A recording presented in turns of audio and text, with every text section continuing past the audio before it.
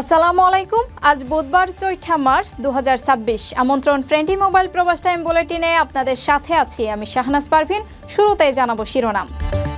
ওমানের ২ গুরুত্বপূর্ণ বন্দরে ড্রোন হামলা, অল্পে রক্ষা পেল জ্বালানি ট্যাঙ্ক। ওমানের সংঘাতের ছবি ভিডিও ছড়ালে কঠোর ব্যবস্থা, সতর্ক করল প্রশাসন। ওমানে ড্রোন দেখলেই পুলিশকে জানানোর নির্দেশ, চালু হলো হটলাইন। কাতারে গোপন তথ্য পাচারের অভিযোগ, ইরানি বাহিনীর ১০ গুপ্তচর গ্রেপ্তার। মধ্যপ্রাচ্যে আতঙ্ক ছড়াচ্ছে ইরানের শাহের ড্রোন, একের পর এক দেশে হামলা। চারিদিকে যুদ্ধে কিমকে ডাকছে না কেউ, কোরিয়ান নেতাকে নিয়ে হাস্যরস।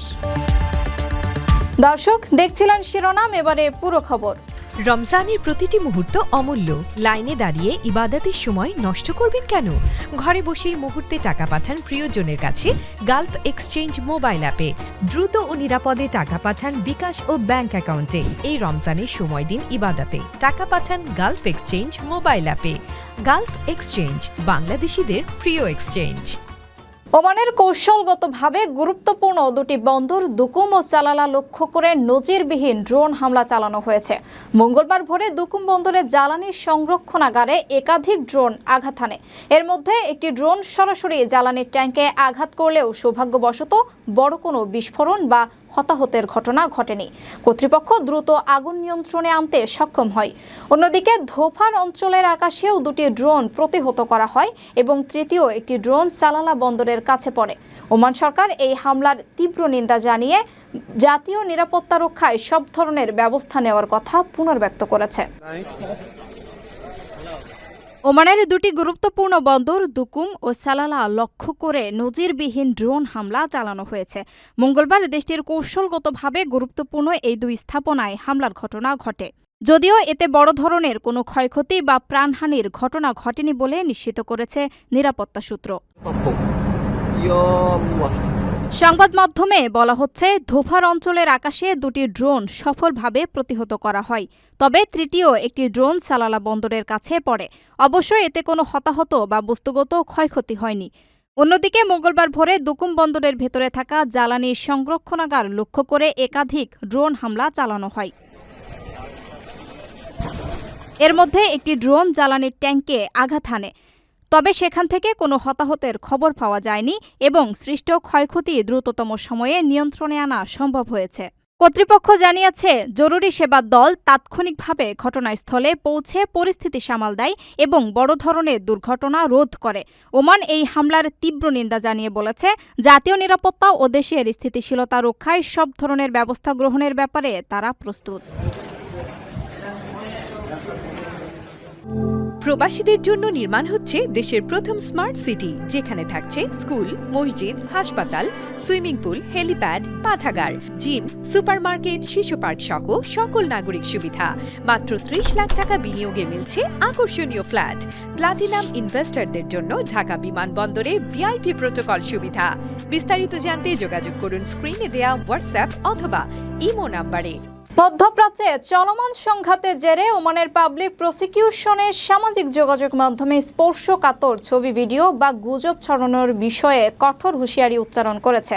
দুকুম ও সালালা বন্দরে হামলার পর জননিরাপত্তা বিঘ্নিত হয় এমন কোনো কন্টেন্ট প্রচার করলে কঠোর আইনি ব্যবস্থা নেওয়া হবে বলে জানানো হয়েছে। বিবৃতিতে বলা হয়, কোনো নিরাপত্তা স্থাপনা বা হামলার ঘটনাস্থলে ভিডিও ধারণ ও শেয়ার করা দণ্ডনীয় অপরাধ। কর্তৃপক্ষ মনে করছে, যাচাইহীন তথ্যের বিস্তার জাতীয় নিরাপত্তার জন্য হুমকি হয়ে দাঁড়াতে পারে। মধ্যপ্রাচ্যে চলমান সংঘাতের আজ এবার ওমানে অনুভূত হচ্ছে।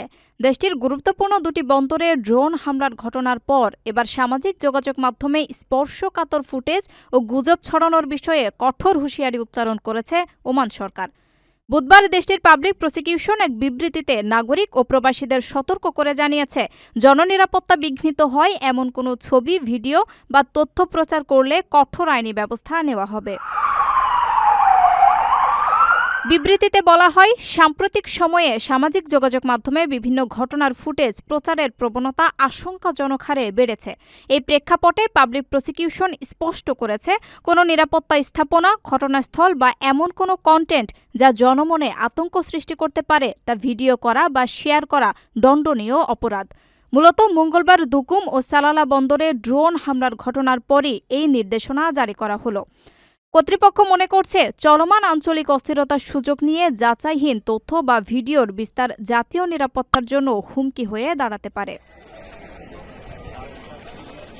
উল্লেখ্য, গত রোববার থেকে একাধিকবার ওমানের দুকুম ও সালালা বন্দর লক্ষ্য করে ড্রোন হামলা চালানো হয়। যদিও নিরাপত্তা বাহিনী সফলভাবে সেই হামলা প্রতিহত করেছে এবং এতে বড় কোনো ক্ষয়ক্ষতির খবর পাওয়া যায়নি। তবুও ঘটনাটি পুরো অঞ্চলে বাড়তি নিরাপত্তার শঙ্কা তৈরি করেছে। আঞ্চলিক সংঘাতের জেরে ওমান তাদের কৌশলগত স্থাপনাগুলোর নিরাপত্তা ব্যবস্থা জোরদার করেছে। এরই অংশ হিসেবে ডিজিটাল প্ল্যাটফর্মে গুজব ও ভীতি ছড়ানো রোধে এই আইনি সতর্কবার্তা দেওয়া হলো। আপনার স্বপ্নগুলো আকাশ ছুবে প্রবাসীর হেলিকপ্টারের মাধ্যমে। বিয়ে, জন্মদিন অথবা যে কোনো বিশেষ প্রয়োজনে হেলিকপ্টার ভাড়া করতে যোগাযোগ করুন স্ক্রিনে দেয়া নাম্বারে। প্রবাসীর হেলিকপ্টার, নিরাপদ ও সাশ্রয়ী বাহনের বিশ্বস্ত নাম। ওমানের আকাশে বা গুরুত্বপূর্ণ স্থাপনার আশেপাশে ড্রোন কিংবা সন্দেহজনক কোনো বস্তু উঠতে দেখলে তা অবিলম্বে রিপোর্ট করার জন্য নাগরিকদের প্রতি আহ্বান জানিয়েছে রয়্যাল ওমান পুলিশ। জননিরাপত্তা নিশ্চিত করতে একটি বিশেষ হোয়াটসঅ্যাপ নম্বরও চালু করা হয়েছে। ওমানের আকাশে বা গুরুত্বপূর্ণ স্থাপনার আশেপাশে ড্রোন কিংবা সন্দেহজনক কোনো বস্তু উঠতে দেখলে তা অবিলম্বে রিপোর্ট করার জন্য নাগরিকদের প্রতি আহ্বান জানিয়েছে রয়্যাল ওমান পুলিশ। সম্প্রতি দেশটির নিরাপত্তা কর্তৃপক্ষের তরফ থেকে এক জরুরি বিজ্ঞপ্তিতে প্রবাসী ও স্থানীয় নাগরিকদের উদ্দেশ্যে এই নির্দেশনা দেওয়া হয়েছে। জননিরাপত্তা নিশ্চিত করতে এবং যেকোনো অনাকাঙ্ক্ষিত পরিস্থিতি এড়াতে সাধারণ মানুষের সহযোগিতা একান্ত কাম্য বলে জানিয়েছে কর্তৃপক্ষ। বিজ্ঞপ্তিতে বলা হয়েছে, দেশের আকাশসীমায় বা কোনো স্পর্শকাতর এলাকার কাছাকাছি চালকবিহীন বিমান বা ড্রোন জাতীয় কোনো বস্তু নজরে এলে তার সঙ্গে সঙ্গে কর্তৃপক্ষকে জানাতে হবে। নাগরিকদের সুবিধার্থে এবং দ্রুত তথ্য আদান প্রদানের লক্ষ্যে একটি বিশেষ হোয়াটসঅ্যাপ নম্বরও চালু করা হয়েছে। কারো নজরে এমন কিছু এলে সরাসরি 77720078 এই নম্বরে হোয়াটসঅ্যাপ বার্তা পাঠিয়ে তথ্য দেওয়ার অনুরোধ জানানো হয়েছে। বার্তা পাঠানোর সময় ঘটনাস্থলের লোকেশন বা অবস্থান এবং সম্ভব হলে একটি ছবি সংযুক্ত করার পরামর্শ দেওয়া হয়েছে, যাতে আইন শৃঙ্খলা রক্ষাকারী বাহিনী দ্রুত ও কার্যকর ব্যবস্থা গ্রহণ করতে পারে। তবে এ সংক্রান্ত ছবি বা ভিডিও সামাজিক যোগাযোগ মাধ্যমে শেয়ার বা জনসমক্ষে প্রচার করা থেকে বিরত থাকার জন্য কঠোর নির্দেশ দেওয়া হয়েছে। আকর্ষণীয় রেট ও দারুণ সব ডাটা বান্ডেল পেতে আজই ব্যবহার করুন ফ্রেন্ডলি সিম। কাতারের গোপন তথ্য চুরি ও পাচারের অভিযোগে ইরানের সামরিক বাহিনীর অভিজাত শাখা ইসলামিক রেভলিউশনারি গার্ড কর্পস IRGCর 10 সদস্যকে গ্রেপ্তার করেছে দেশটির আইন শৃঙ্খলা বাহিনী। বুধবার ভোরে আটককৃতদের মধ্যে 3 জনের সামরিক ড্রোন তৈরি ও নিক্ষেপ সংক্রান্ত বিশেষ প্রশিক্ষণ রয়েছে বলে জানা গেছে। প্রাথমিক জিজ্ঞাসাবাদে তারা IRGCর চর হিসেবে কাতারে কাজ করার কথা স্বীকার করেছে। ইরানের সামরিক বাহিনীর অভিজাত শাখা ইসলামিক রেভলিউশনারি গার্ড কর্পস IRGCর 10 জন সদস্যকে গ্রেপ্তার করেছে কাতারের আইন শৃঙ্খলা বাহিনী। বুধবার ভোরের দিকে তাদের গ্রেপ্তার করা হয়েছে। আইনশৃঙ্খলা বাহিনীর বরাত দিয়ে কাতারের রাষ্ট্রীয়ত্ব বার্তা সংস্থা এক প্রতিবেদনে জানিয়েছে, গ্রেপ্তার 10 জনের বিরুদ্ধে কাতারের সরকার ও সামরিক অবকাঠামো সংক্রান্ত গুরুত্বপূর্ণ গোপনীয় তথ্য চুরি এবং তা পাচারের অভিযোগ আছে। এদের মধ্যে 3 জনের সামরিক ড্রোন তৈরি এবং নিক্ষেপ সংক্রান্ত প্রশিক্ষণ আছে। কাতারের রাষ্ট্রীয়ত্ব বার্তা সংস্থার প্রতিবেদনে বলা হয়েছে, প্রথমে গুপ্তচর সন্দেহে তাদের আটক করা হয়েছিল। তারপর প্রাথমিক জিজ্ঞাসাবাদে তারা স্বীকার করেছে যে IRGCর চর হিসেবে কাতারে কাজ করছিলেন তারা। এদিকে কাতার সরকার জানিয়েছে, দেশটিকে লক্ষ্য করে ইরান 2টি ব্যালিস্টিক মিসাইল ছুড়েছে। এর মধ্যে একটি ধ্বংস করা হয়েছে, অন্যটি মার্কিন বাহিনীর আল উদেইদ বিমান ঘাঁটিতে আঘাত হেনেছে, তবে হতাহতের খবর নেই। এক বিবৃতিতে প্রতিরক্ষা মন্ত্রণালয় জানায়, আমাদের সশস্ত্র বাহিনী রাষ্ট্র এবং এর অঞ্চল রক্ষা ও সংরক্ষণ করার এবং যেকোনো হুমকির বিরুদ্ধে দৃঢ়ভাবে মোকাবেলা করার সম্পূর্ণ ক্ষমতা রাখে। ইউক্রেন যুদ্ধের পর এবার মধ্যপ্রাচ্যের আকাশে আতঙ্ক ছড়াচ্ছে ইরানের তৈরি শাহেদ 136 ড্রোন। ইঞ্জিনের কর্কশ শব্দের কারণে লন মাওয়ার বা ঘাস কাটা যন্ত্রের সঙ্গে তুলনীয় এই ড্রোনগুলো গত 48 ঘন্টায় বাহরাইন, কাতার, কুয়েত ও সংযুক্ত আরব আমিরাতের বিভিন্ন লক্ষ্যবস্তুতে আঘাত এনেছে। সস্তা ও সহজলভ্য এই কামিকাজে ড্রোন রাডার ফাঁকি দিয়ে অনেক নিচু দিয়ে উড়ে হামলা চালাতে সক্ষম। সৌদি আরবের রাস তানুরা তেল শোধনাগারে সাম্প্রতিক হামলাতেও একই ধরনের বিধ্বংসী ক্ষমতার প্রমাণ মিলেছে। ইউক্রেন যুদ্ধের পর এবার মধ্যপ্রাচ্যের আকাশে আতঙ্ক ছড়াচ্ছে ইরানের তৈরি শাহেদ 136 ড্রোন। ইঞ্জিনের কর্কশ শব্দের কারণে লন মাওয়ার বা ঘাস কাটার যন্ত্রের সঙ্গে তুলনীয় এই ড্রোনগুলো গত 48 ঘন্টায় বাহরাইন, কাতার, কুয়েত ও সংযুক্ত আরব আমিরাতের মতো পারস্য উপসাগরীয় দেশগুলোর বিভিন্ন লক্ষ্যবস্তুতে আঘাত হেনেছে। ইরানে যুক্তরাষ্ট্র ও ইসরায়েলের হামলার জবাবে তেহরান এই কৌশল নিয়েছে। সম্প্রতি উপসাগরীয় প্রতিবেশীদের লক্ষ্য করে হাজারেরও বেশি ড্রোন ছুড়েছে তেহরান। সংযুক্ত আরব আমিরাত জানিয়েছে, তাদের আকাশসীমায় হানা দেওয়া 689টি ড্রোনের মধ্যে বেশ কিছু লক্ষ্যবস্তুতে আঘাত হানতে সক্ষম হয়েছে। বাহরাইনেও ড্রোনের আঘাতে বহুতল ভবনে অগ্নিকাণ্ড এবং মার্কিন নৌবাহিনীর 5ম ফ্লিটের সদর দপ্তরের কাছে রাডার ডোম ধ্বংসের খবর পাওয়া গেছে। মূলত ইঞ্জিনের তীব্র শব্দ এবং লোকালয়ে আশ্রয় পড়ার ধরন সাধারণ মানুষের মনে ব্যাপক ভীতি তৈরি করছে। প্রায় $50,000 মূল্যের এই কামিকাজে ড্রোনগুলো ব্যালিস্টিক ক্ষেপণাস্ত্রের তুলনায় সস্তা ও সহজলভ্য। 3.5 মিটার দীর্ঘ এবং 50 কেজি বিস্ফোরক বহনকারী শাহেদ ড্রোন রাডার ফাঁকি দিয়ে অনেক নিচু দিয়ে উড়ে প্রায় 2000 কিলোমিটার দূরের লক্ষ্যবস্তুতে আঘাত হানতে পারে।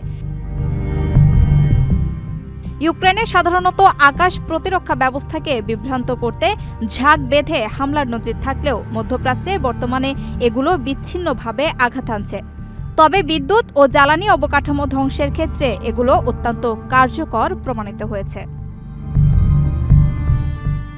ইরানের শাহেদ অ্যাভিয়েশন ইন্ডাস্ট্রিজ এর নকশা অনুযায়ী এই ড্রোন প্রথম আলোচনায় আসে 2021 সালে ইসরায়েলি জাহাজে হামলার মাধ্যমে। পরবর্তী সময়ে রাশিয়া ইউক্রেন যুদ্ধে এর প্রযুক্তির ব্যাপক ব্যবহার শুরু করে। সৌদি আরবের রাস তানুরা তেল শোধনাগারে সাম্প্রতিক হামলাতেও একই ধরনের বিধ্বংসী ক্ষমতার প্রমাণ মিলেছে, যা আঞ্চলিক নিরাপত্তার জন্য নতুন শঙ্কার কারণ হয়ে দাঁড়িয়েছে। বিশ্বজুড়ে যখন যুদ্ধের দামামা বাজছে, মধ্যপ্রাচ্যে ইরান আর আমেরিকার মধ্যে চলছে তুমুল লড়াই, তখন উত্তর কোরিয়ার নেতা কিম জং উন যেন অনেকটাই একাকিত্বে ভুগছেন। বিশ্ব রাজনীতির এই জমজমাট অ্যাকশনে তাকে কেউ ডাকছে না দেখে কিম হয়তো দীর্ঘশ্বাস ফেলছেন। নেটিজেনরা মজা করে বলছেন, কিমের ফামো বা হারিয়ে যাওয়ার ভয় এখন চরমে। তিনি হয়তো ভাবছেন, এত কষ্ট করে পারমাণবিক বোতাম চকচকে করে রাখলেন, অথচ খেলার মাঠে তাকে ডাকলো না কেউ। সামাজিক যোগাযোগ মাধ্যমে ছড়িয়ে পড়া মিমসগুলোতে কিমের এই অস্তিত্ব সংকট নিয়ে চলছে তুমুল হাস্যরস। পিয়ংইয়ংয়ের বিশাল প্রাসাদের বারান্দায় দাঁড়িয়ে কিম জং উন এখন সম্ভবত দীর্ঘশ্বাস ফেলছেন। বিশ্বজুড়ে বারুদের গন্ধ। মধ্যপ্রাচ্যে ইরান আর আমেরিকার মধ্যে চলছে তুমুল ফাইট, অথচ উত্তর কোরিয়ার আকাশ বড্ড শান্ত। বিশ্বের তাবর নেতারা যখন ওয়ার রুমে ব্যস্ত, তখন কিম জং উনের দিন কাটছে নেটফ্লিক্স অ্যান্ড চিল মোডে। সোজা কথায়, বিশ্ব রাজনীতির এই জমজমাট অ্যাকশন মুভিতে তাকে এখন আর কেউ খলনায়ক হিসেবেও কাস্ট করছে না, আর এটাই কিমের সবচেয়ে বড় দুঃখ।